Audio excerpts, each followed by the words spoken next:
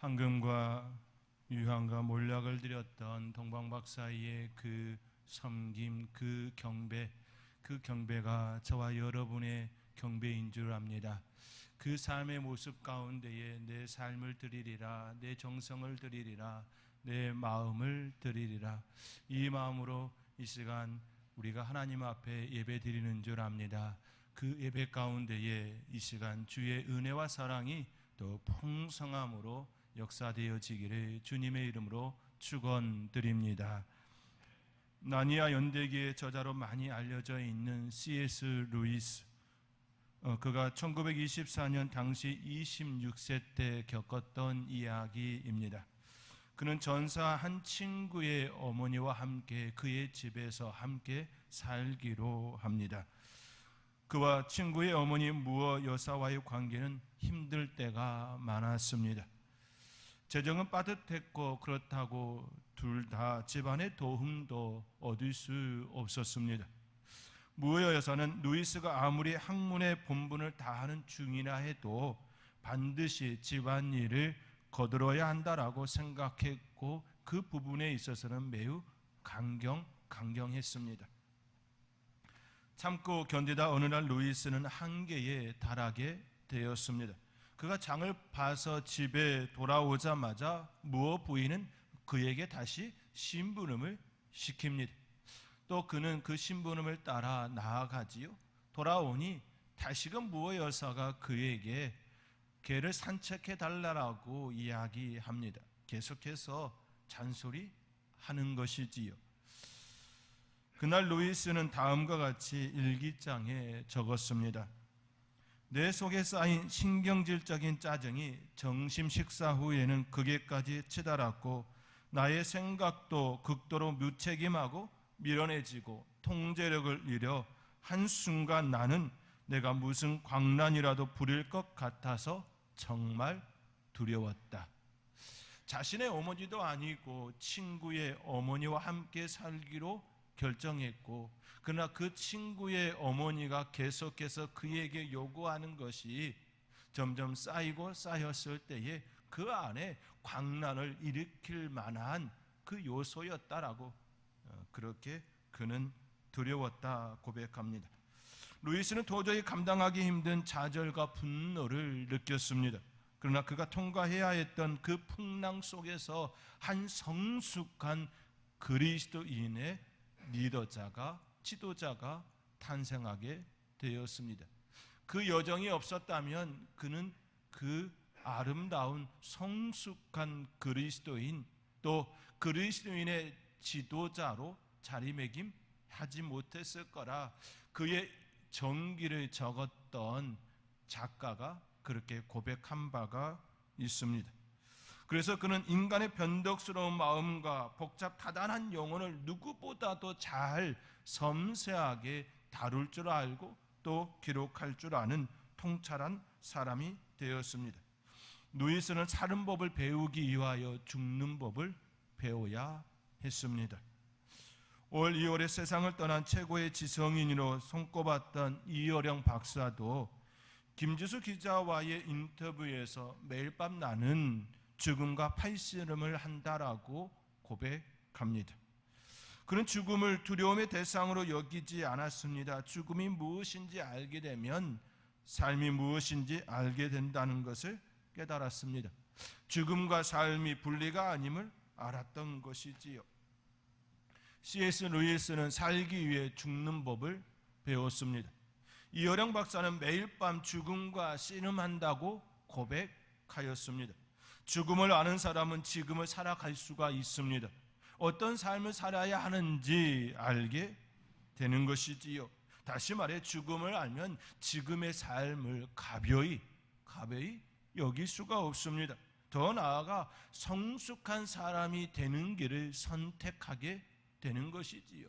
죽음의 의미를 알면 알수록 내 삶의 자리가 얼마나 소중하고 또 내 삶의 자리를 통하여 성숙한 그리스도인으로 나아가야 함을 더 많이 깨닫게 된다라는 의미입니다.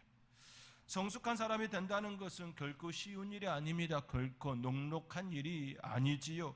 우리들 대부분은 몸부림치면서 때론 아우성을 치면서 성숙의 단계로 한 걸음 한 걸음 나아가곤 합니다. 인격과 신앙의 성숙은 힘든 시기를 지날 때 이루어집니다. 그리고 가정은 우리의 성숙을 가장 많이 촉진시키는 환경이 되곤 합니다. 그렇지요? 그 어느 것보다 가정은 우리로 하여금 우리의 인격의 성숙을 만드는 그런 공장이 되게 하지요. 특히나 가정에서 우리의 성숙을 촉진시키는 것들은 대체적으로 가장 싫은 부분들입니다. 물론 힘든 시기가 인격의 성숙으로 반드시 이어지는 것은 아닙니다. 그것을 바른 태도와 하나님께 드려진 마음으로 끊어 안으며 한 걸음 한 걸음 이것을 통하여 하나님의 일을 보리라, 하나님께서 나에게 원하시는 일을 감당해 내리라 라고 하는 그 마음으로 그 자리에 있을 때에 인격의 성숙으로 성장으로 나가게 되는 것이지요. 이러한 경험은 풍요롭고 순탄한 시기에는 결코 얻을 수가 없습니다. 그렇지요. 자연스레 흘러내려가는 그 물 가운데서는 내가 진정으로 내 속이 잘 드러나지 않기 때문이지요. 그러나 고난과 역경과 여러 가지 어려운 문제가 다가오면 내 속에서 또 나의 못난 모습들이 드러나고 또 그것을 통하여 나 이런 모습이구나, 이런 자이구나 라는 것을 깨달으며 인격의 성숙으로 나가야지 라는 마음을 갖게 되는 것이지요. 그런 마음을 가지고 또 그렇게 인격의 성숙으로 나가려 예수 그리스도를 붙들고 또 붙들 때에 우리는 한 걸음 더 주님의 성품을 닮을 수 있게 되는 것이지요. 그렇게 고난당한 것이 유익이라 이로 말미암아 내가 주의 율례를 배우게 되었다 말하는 시편의 기자처럼 그 고백과도 일맥상통한 부분이 될 것입니다. 그러므로 부모로서 우리는 가정생활의 힘든 부분들까지도 기쁘게 받을 줄 알아야 합니다. 그것이 진정 기뻐서 기쁨으로 받아들이는 것이 아니라 그 자리를 통하여 우리로 하여금 성장하게 하기에, 성숙하게 하기에 기쁨으로 받겠다라고 그렇게 여기는 것이지요.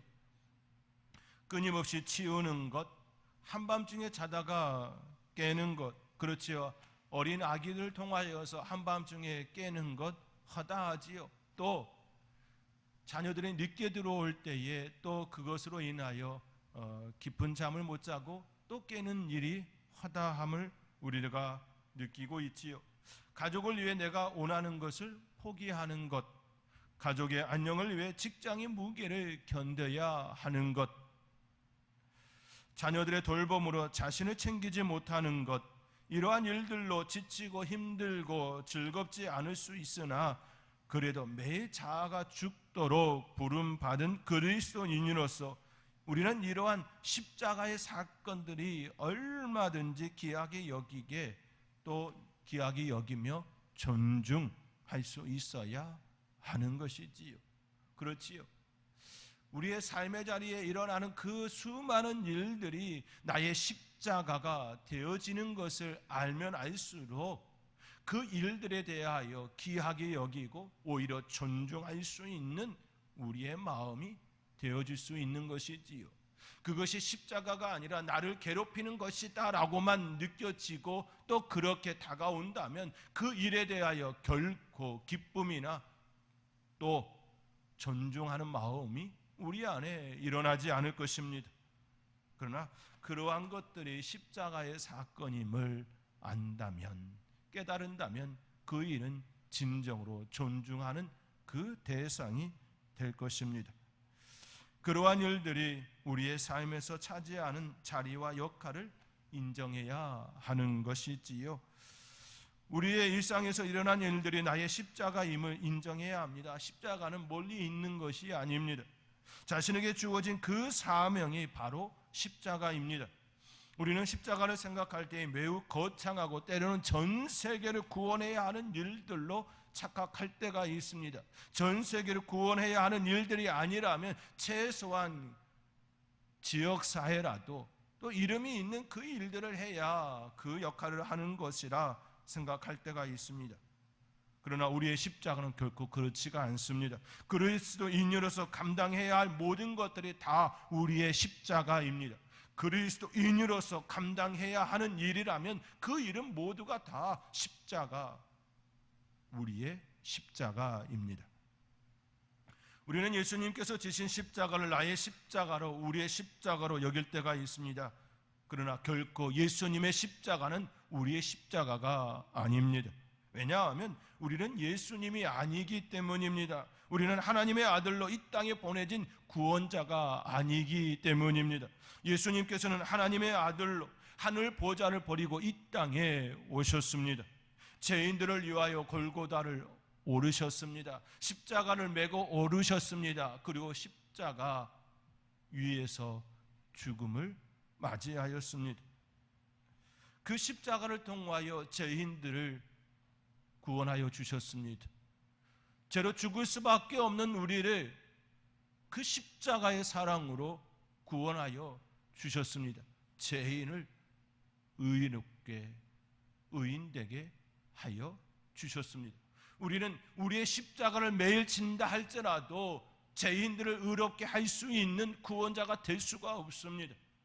그렇기에 우리의 십자가는 예수님의 십자가가 될 수가 없습니다.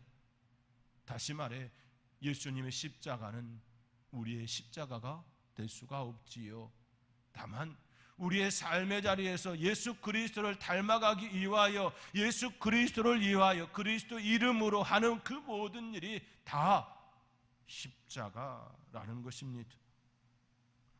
그것이 바로 우리의 십자가입니다. 그러므로 우리의 일상에서 일어난 소소한 것들이라 할지라도 그것이 그리스도인으로서 감당해야 하는 모든 것이라면 그것이 바로 십자가입니다. 참고 견디고 묵묵히 해야 하는 것이라면 그것이 바로 우리의 십자가입니다. 십자가는 그렇게 멀리 있지 않습니다. 우리의 삶의 자리에 있습니다. 우리가 머무는 모든 곳에 있습니다. 그렇게 우리는 살아가는 공간과 시간 속에 항상 우리가 감당해야 할 십자가가 있는 것이지요. 우리가 가는 곳곳마다, 우리가 가는 시간 속에 반드시 우리의 십자가는 있을 수밖에 없습니다. 그리고 특별히 가정은 더더욱더 우리의 십자가가 많을 수밖에 없습니다. 왜냐하면 마음이 가장 많이 쓰이는 것이고 가장 친밀한 것이고 사랑이 머물러야 할 곳이기 때문입니다. 하나님의 사랑이 반드시 머물러야 할 곳이기 때문에 우리의 십자가가 가장 많이 일어나는 곳이지요. 또한 사소한 갈등부터 시작하여 많은 것들의 충돌이 있기 때문입니다. 사회에서는 지위에 따라, 직장에 따라, 업무에 따라 갑과 을의 구조가 일어나고 그 안에서 일어나는 갈등은 가정에서 일어나는 갈등과는 너무나도 다른 차원이지요. 물론 직장에서, 사회에서 그리스도인으로 살아내겠다 그렇게 결단하고 그리스도인으로 살아내는 그 삶의 모습으로 인하여 겪는 그 모든 일 역시 십자가 맞습니다. 그것을 통해 그리스도의 사랑과 은혜를 말하기 때문이지요. 그러나 가정에서 누리고 있는, 또 가정에서 짊어져야 하는 십자가와는 너무 다른 차원입니다. 왜냐하면 가정에서는 내가 싫으면 때로는 내팽개칠 수도 있기 때문이지요. 때로는 그것에 대하여 싫다 말할 수도 있기 때문이지요. 때로는 그럴 수 있는 부분들이 종종 일어나지요. 그렇게 진정한 십자가가 가정에서 많이 일어나는 것 아니겠습니까? 우리의 십자가는 우리의 삶과 분리되지 않습니다. 그리스도의 성품을 드러내는 모든 일들은 우리의 십자가가 되기에 주위를 둘러보면 쉽게 찾아볼 수가 있습니다. 하나의 예를 든다면 집안에서 치약을 사용할 때에 누군가는 밑에서부터 차근차근 사용하는 이가 있을 것입니다. 그러나 중간에 푹 눌러 사용하는 이들도 있지요. 그렇게 되면 치약이 밑으로 내려가게 됩니다. 그렇게 되면 그것을 또 위로 쭉 밀어 올리는 또 누군가가 일어나지요. 어찌 보면 매우 사소한 일입니다. 그런데 그것을 가지고 한바탕 소동거리로 삼는 이들도 있습니다.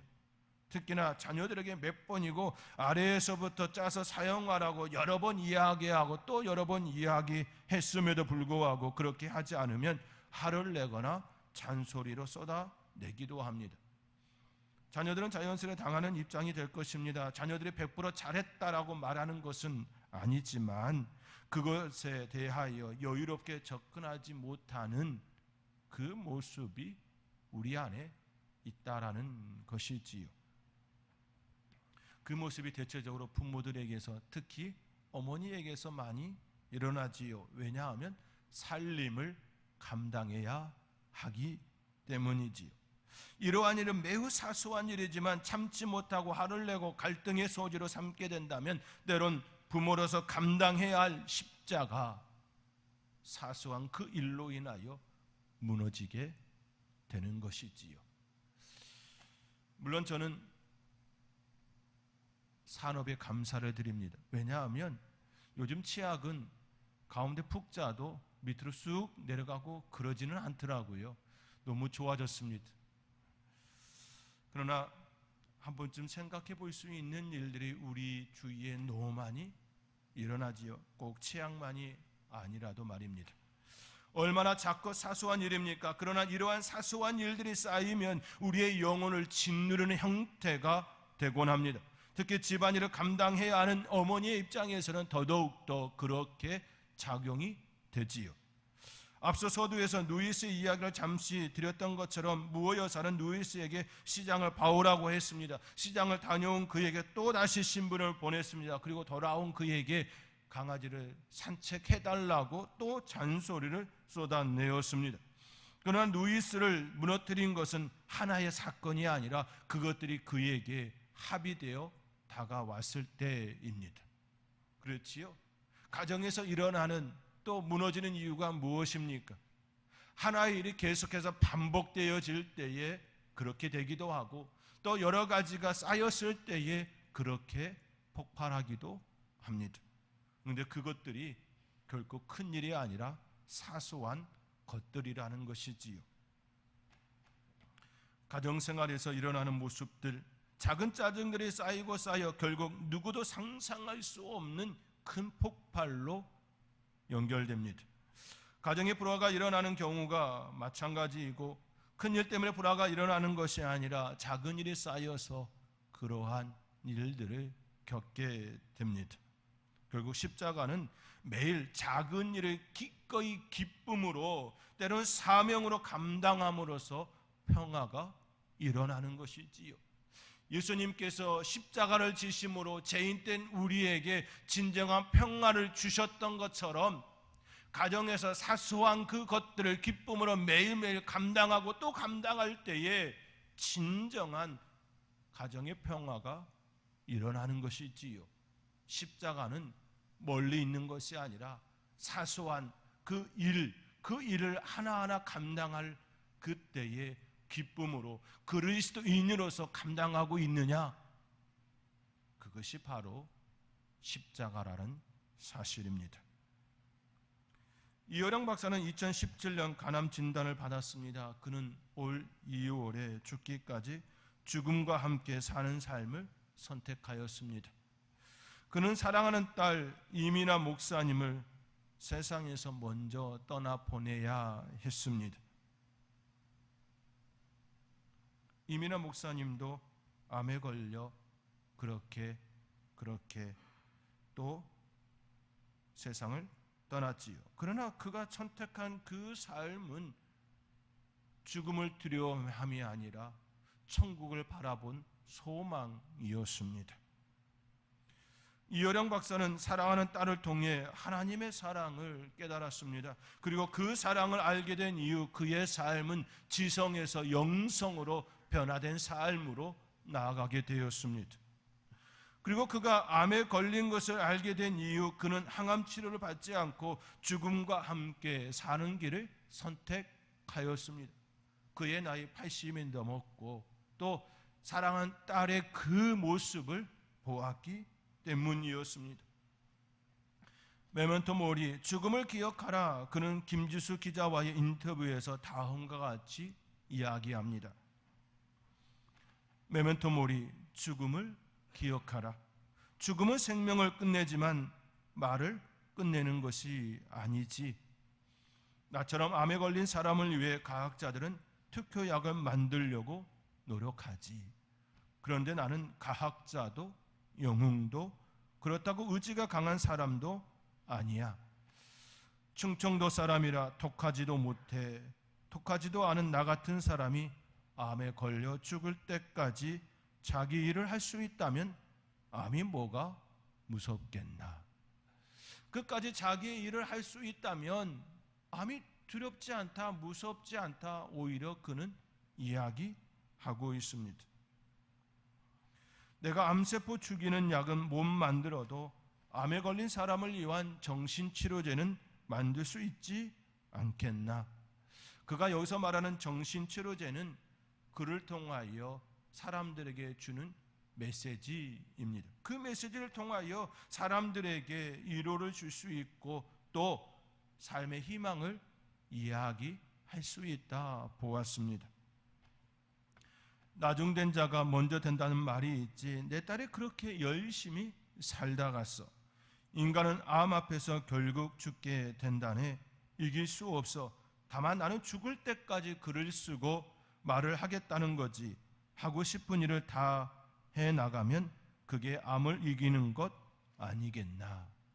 끝까지 자기가 하고 싶은 그 일, 해야 할 그 일을 붙들고 살아가는 그 삶이 바로 십자가라고 그는 보았던 것이지요. 그가 죽음을 두려워하지 않았던 건 아닙니다. 그가 진정으로 죽음을 두려워하지 않았던 건 아닙니다. 죽음을 두려워하였습니다. 그러나 죽음과 함께 사는 그 길을 온전히 보았습니다. 그런 죽음을 이처럼 표현한 바 있습니다. 철창 속의 호랑이가 밖으로 나와 나에게 덤벼들여라고 표현합니다. 철창 속의 호랑이, 동물원에 호랑이 있지요. 철창 속에 갇힌 그 호랑이는 두렵지가 않습니다. 그런데 철창 밖으로 나온 그 호랑이가 자기를 날마다 덤벼든다면 그 호랑이는 무서울 겁니다. 이어령 교수는 호랑이를 죽음으로 표현하였습니다. 죽음을 호랑이로 표현하였지요.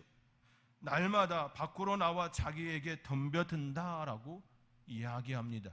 그런데 그 두려움, 그 죽음에 대하여 기가 죽는 것이 아니라 아무것도 하지 못하는 나약한 자가 아니라 오히려 맞설 용기를 갖게 되었다라고 이야기합니다. 왜 그렇습니까? 그리스도인으로서 십자가의 사랑을 깨달은 이후 진정한 삶이 무엇인지 알았기 때문입니다. 죽음 너머에 하나님께서 그를 바라보고 계시는 그 은혜와 사랑을 알았기 때문입니다. 그렇기에 지금 살아도 기쁨이고 지금 죽어도 기쁨이라고 이야기할 수 있게 되어진 것이지요. 이어령 교수는 죽음을 멀리하지 않았습니다. 그가 죽음을 멀리하지 않은 이유는 날마다 십자가의 사랑이 그 안에 역사하고 있었기 때문입니다. 그리고 자신은 떠나지만 말은 사라지지 않음을 알기에 그는 글을 쓰는 사람으로서 글을 남기는 것이 자신의 삶이고 사명이라 여겼습니다. 그것이 그의 십자가였습니다. 이어령 교수에게 있어서 십자가는 글을 쓰는 일이었습니다. 그는 왜 글을 남기는지 인터뷰 속에 남겨진 그의 이야기를 한번 들어보시기 바랍니다. 스스로 쓸 말이 없어서 남의 얘기나 옮겨봐 그건 서생이지. 그렇지요. 남의 글을 옮기는 사람은 글 쓰는 사람이 아니지요. 그는 서생입니다. 글자 쓰는 사람, 그는 글 쓰는 사람이 아닌 거야.